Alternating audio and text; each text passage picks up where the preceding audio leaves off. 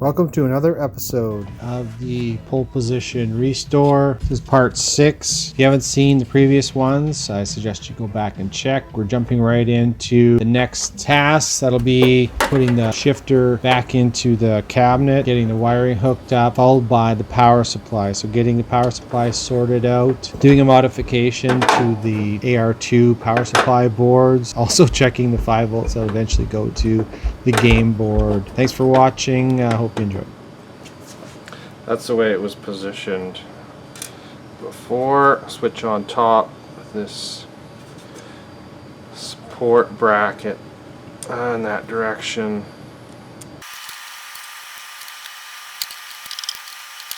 Just going to snug these up.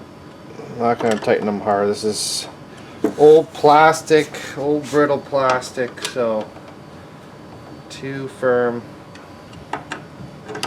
Does need to be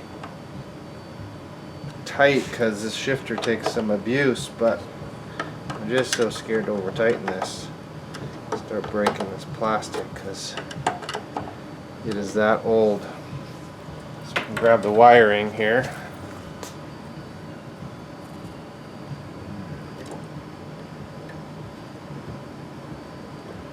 I'll just double check the drawings, but I'm sure that is the right order for that. I do have this one marked lower contact, so that one. I think so this one wouldn't matter. It's just a straight switch. Go.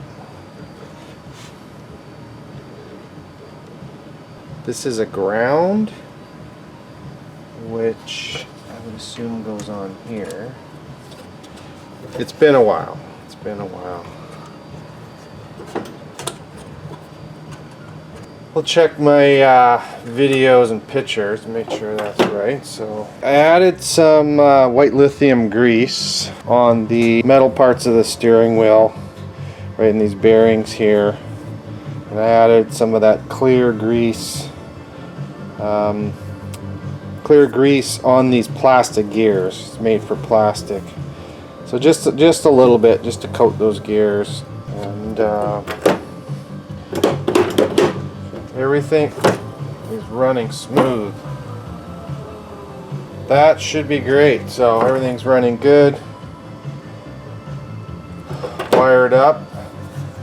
So the dash is done, the control panel, so we'll move up to, well, we'll move on. Let's see what's next. I don't know if I showed you my parts that came in. So we have the new game board. My bench is ridiculously busy, crowded. So that is the pole position or pie position from Jason. Arcade Jason, and that has pole position 1 and 2 connected to Raspberry Pi. That will be the game, so that's awesome.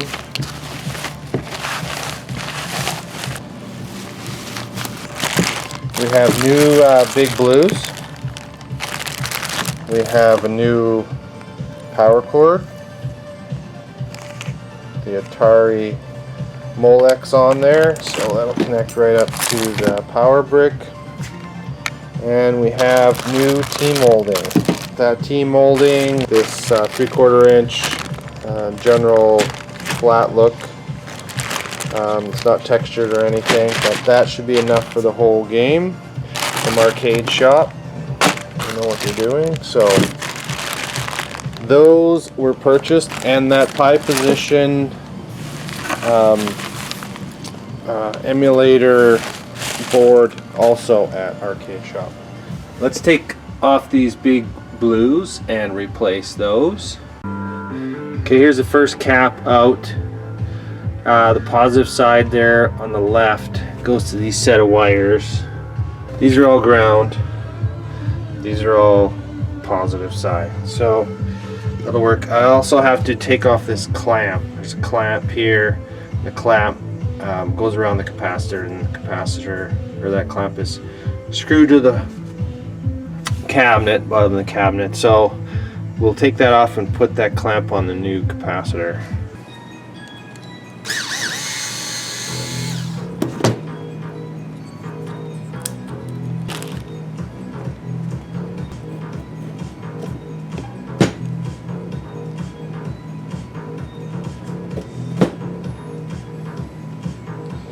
Okay, that should be it. Tighten that on.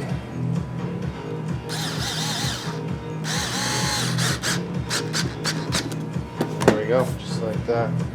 These are Big Blue Arcadeshop branded caps, and they're much lighter than the original. There's the Mallory. 27,000 microfarads. These are the same thing, 27,000 UF or microfarad, 25 volt. These are 15 volt. Actually, they're close in weight. They're actually not that bad. The original was a little heavier, but not that much. So, all right, okay, simple enough. Should be able to just screw that in.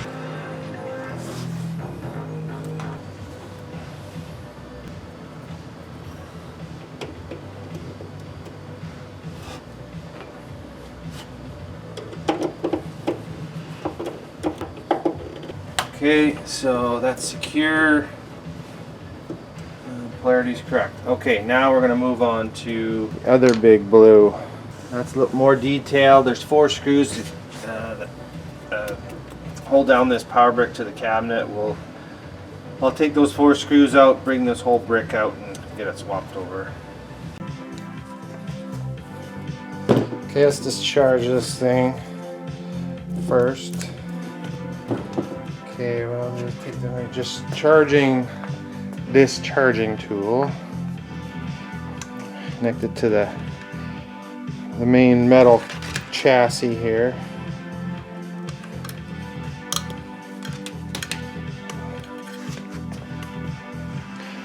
Okay, and then I'm going to short these 2 terminals together and make sure I'm not touching the case or the metal part of this screwdriver. So it should be nothing. It hasn't been powered up for a while, but yeah, we'll just short these out.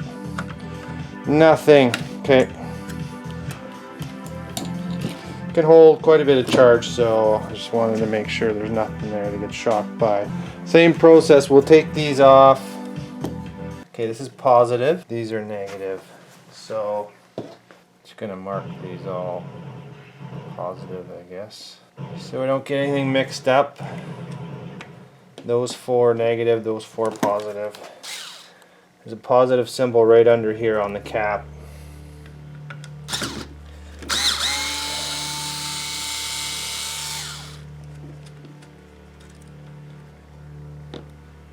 Okay.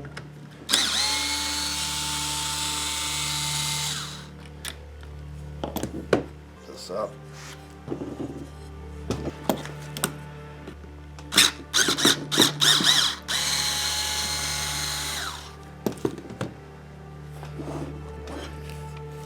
Just noting how deep this capacitor goes through.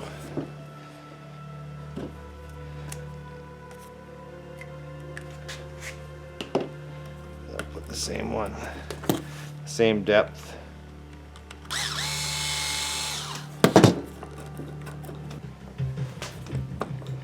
Come on, get out of there. I guess if I take one of these screws out, it should relax that clamp. There we go. There. Assuming these are the original. Again, very light actually. Position this the same way. And mark the depth. Okay, yeah, they're the same size.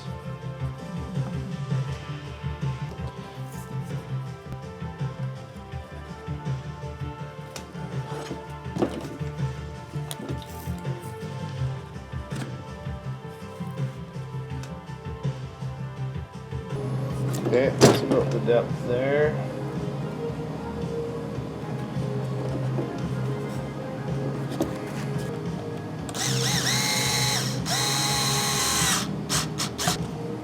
Go. This one in. Okay, that's secure. This back around.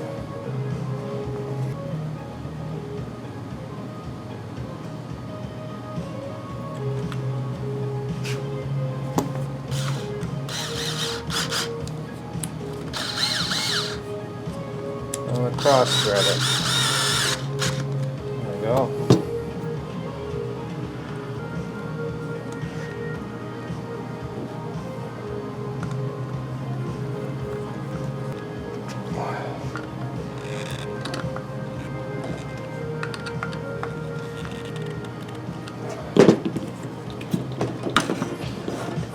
Okay, good.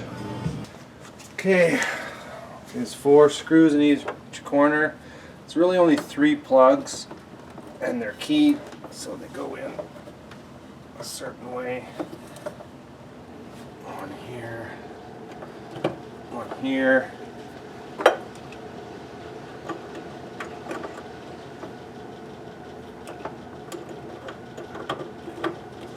One there.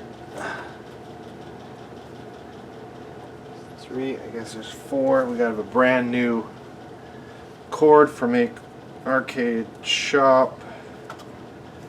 I'll install that. So this is actually quite a good cord for the money. It's under $10, but it comes with, you know, proper 3-prong end, because every game you get, the ground is usually cut off. And then this plugs in here.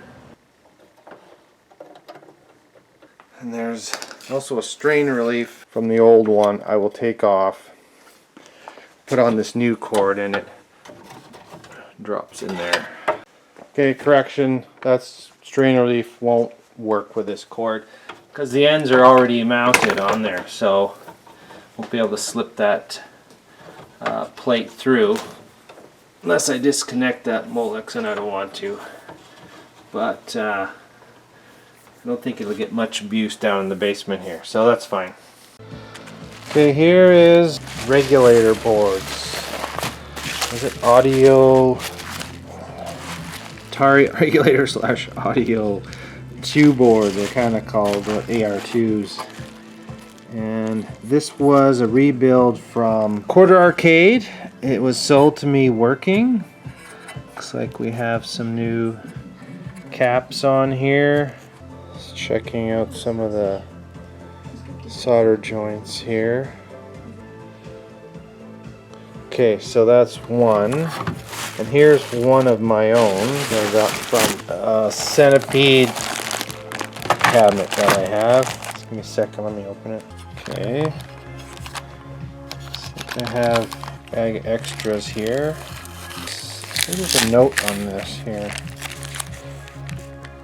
Oh, board from Centipede conversion to Russian attack. Oh yeah. Cab that I haven't done anything with. Okay, with this board I've replaced what I've checked off here. These line of caps, 3 resistors, this transistor. Okay, and that's what I've replaced on this board. Good, looks like a match. I know there's different versions of these. And A305, A305, 435.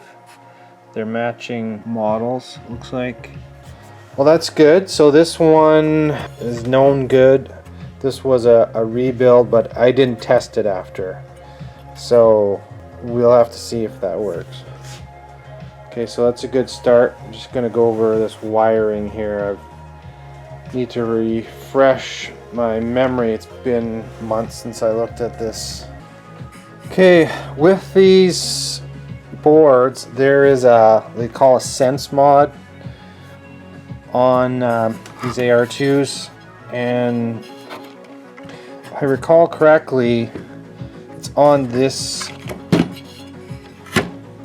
connection here, J7, and you short 2 pins together. So basically you just put a piece of solder or a piece of lead from one to the other, and I can't recall offhand, but it's on this connection here, and it shorts it directly to 5 volts, so you don't have a problem with the sensing. Sense can be a problem because if it starts not sensing 5 volts, it's putting more and more voltage to the game and overheats the edge connector, and it has all sorts of issues. But if you just short one of these sense leads right to 5 volts here on this connection, then you don't really have a sense mode, but you always have a constant 5 volts to the game, and it doesn't or shouldn't overheat. These will have to get that mod put in. I want that sense mod in there so we don't have an issue with 5 volts and overheating the boards or insufficient voltage. And it's quite the quick fix and pretty reliable. Okay, just going over these boards and in the sense mod. So I looked up RetroGamesParty. This is the video here. That's the mod of those pins there. You can see pin 1 and 2 are connected, and pin 3 and 6 with a little bridge of solder. And this is on the schematic here. Pins 1 and 2 are connected, right? That's these pins here, these two. And then pins 3 and 6 need to be bridged, and that's that bridge right there. So I'm got the soldering iron warmed up, and I'm gonna get these pins bridged. There's that bridged.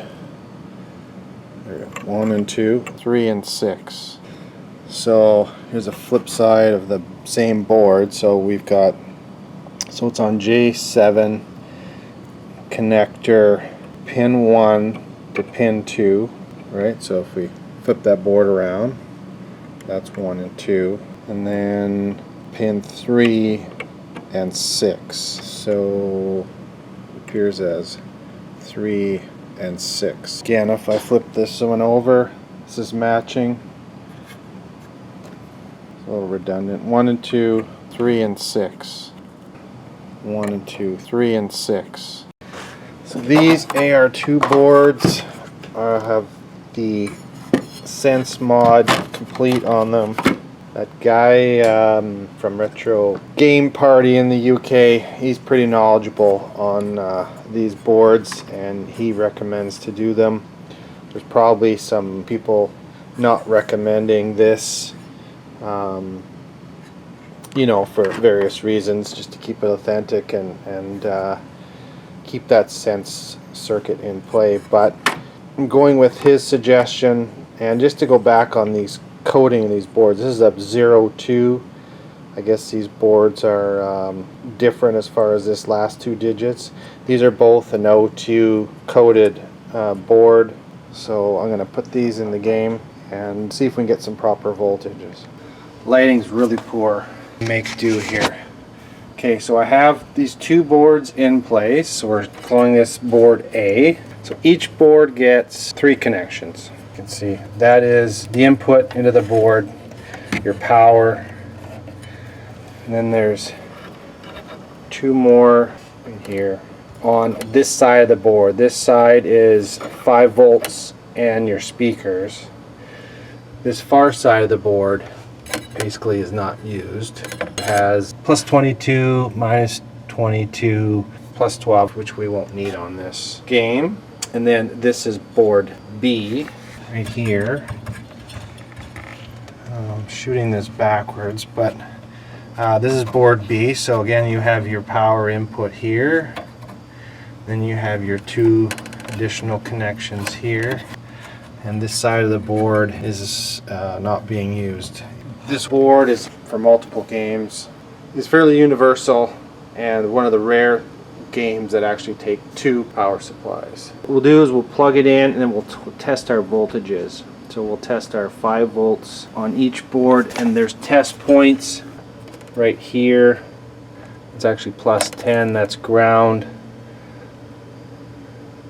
+5. Actually, you can the one lead off of this capacitor. Let's do some testing here.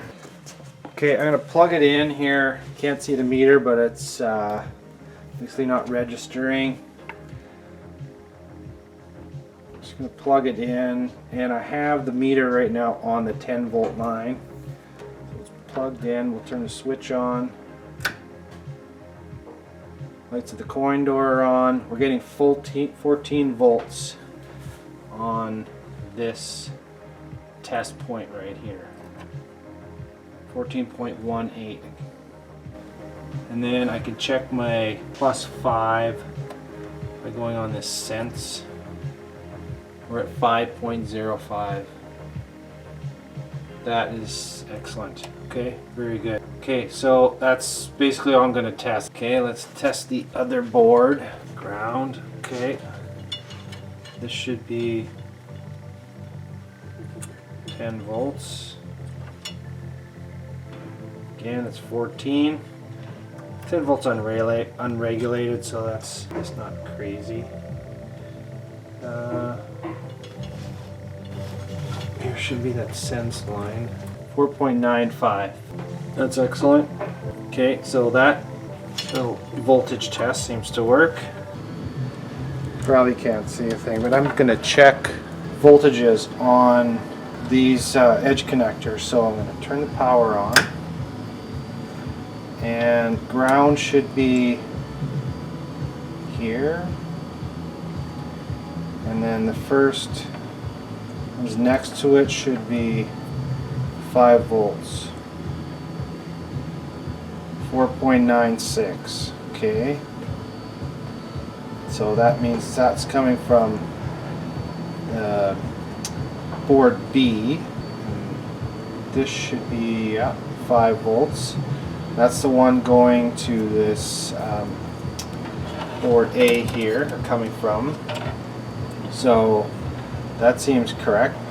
Everything is checking out here. This is awesome. Looks like the next thing is the monitor.